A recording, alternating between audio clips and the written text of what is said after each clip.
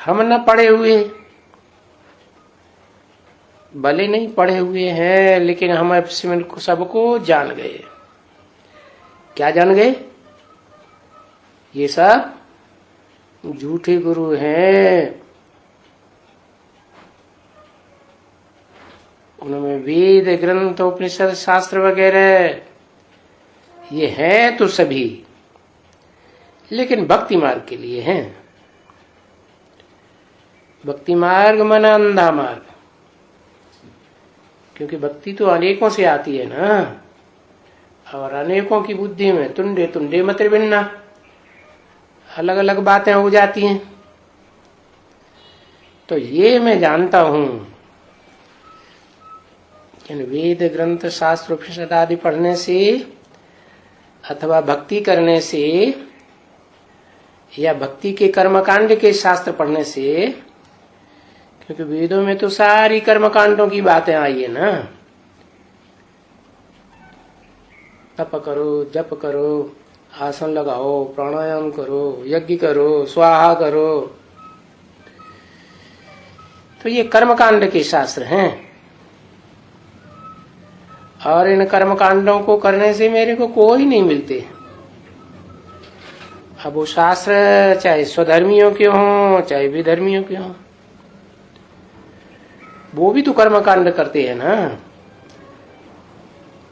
कोई मरने के बाद जलाते हैं, कोई मरने के बाद जमीन में गाड़ते हैं, कोई तालाब के किनारे, कुएं के किनारे छोड़ देते हैं। तो ये सब कर्मकांड ही है ना। शास्त्रों के आधार पर ये कर्मकांड बनाए, ये बच्चे जानते हैं कि शास्त्र किसके हाथ में देते हैं। कौन सा चित्र है प्रसिद्ध जिसके हाथ में शास्त्र देते हैं? ब्रह्मा के हाथ में शास्त्र देते हैं। और किसके हाथ में शास्त्र देते हैं? रावण के हाथ में शास्त्र देते हैं। तो क्या है ये ऐसे क्यों दिखाया है? इसका मतलब क्या हुआ? सदगुरु के हाथ में तो शास्त्र नहीं होता, वो तो शास्त्र पढ़ के नहीं सुनाते हैं, वो तो अजन्मा है, इसलिए उनको त्रिकालदर्शिता का ज्ञान है, तीनों कालों का ज्ञान रहता है। जन्म मरण के चक्र में आते नहीं, इसलिए कुछ भूलते नहीं, तो उन्हें पढ़ने की कुछ दरकार ही नहीं। तो बताया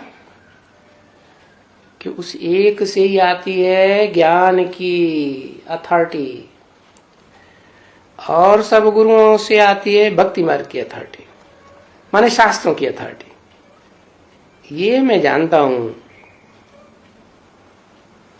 कि इन्हें पढ़ने से अथवा भक्ति करने से, कर्मकांड करने से, इन शास्त्रों से कोई भी मिलता नहीं है। कोई को मिला हो तो बताए।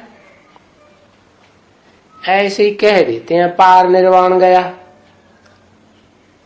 अगर एक पार निर्वाण जाए तो अपने फॉलोअर्स को भी ले जाए ना, वो तो कोई नहीं ले जाते। इस दुनिया की आबादी तो बढ़ती जाती है ना, क्योंकि ऊपर से नई नई आत्माएं आती रहती है और पुरानी यही जन्म मरण के चक्र में चलती रहती है। कोई को रास्ता मिलता ही नहीं जो निर्वाण धाम चला जाए और वहां मेरे को मिले, कोई मिलते ही नहीं है। तो ये बच्चे जानते हैं कि बरोबर ब्रह्मा को शास्त्र हाथ में देते हैं।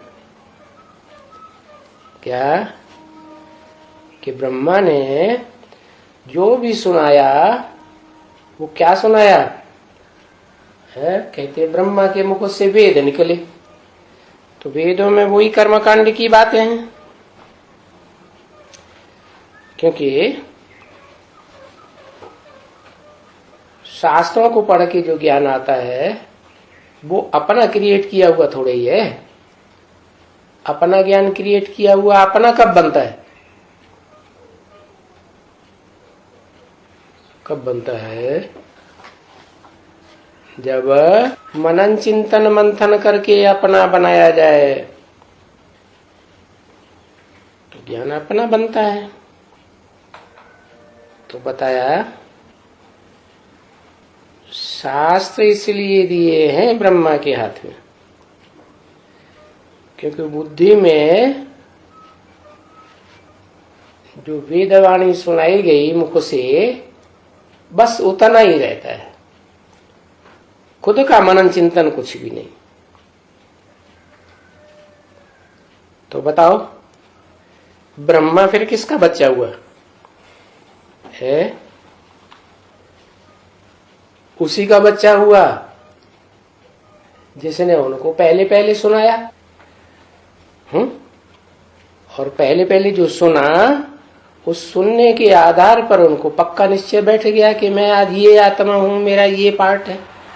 तो भगवान ही ज्ञान का सागर हुआ ना। हाँ, वो ब्रह्मा द्वारा सभी वेदों, ग्रंथों, शास्त्रों वगैरह वगैरह का राज समझा देते हैं बच्चों को।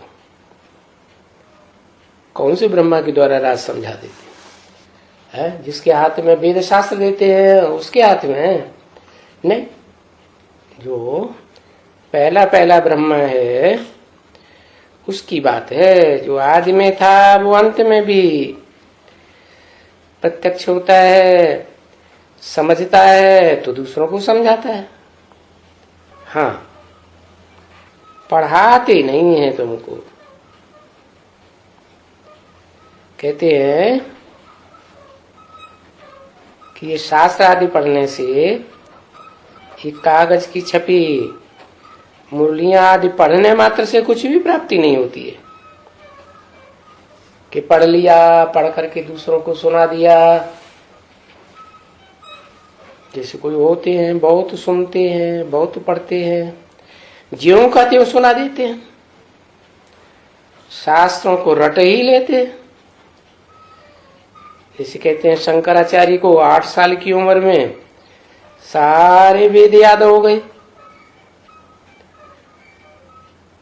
तो तुम बच्चे भले बच्चों ने बहुत पढ़े हैं शास्त्र, समझा ना। चलो इस जन्म में नहीं पढ़े हुए हैं तो आगे जन्मों में जो पास्ट के जन्म हो गए उनमें तो बहुत ही शास्त्र वगैरह पढ़े हैं, सुने भी हैं, लेकिन प्राप्ति तो कुछ भी नहीं हुई ना। सुनते हैं, सुनाते आए हैं, परंतु कोई भी मेरे को तो प्राप्त हुआ ही नहीं। क्योंकि बाप के सिवाय बाप का ज्ञान कोई दे ही नहीं सकता, इसलिए मुझे ही आना पड़ता।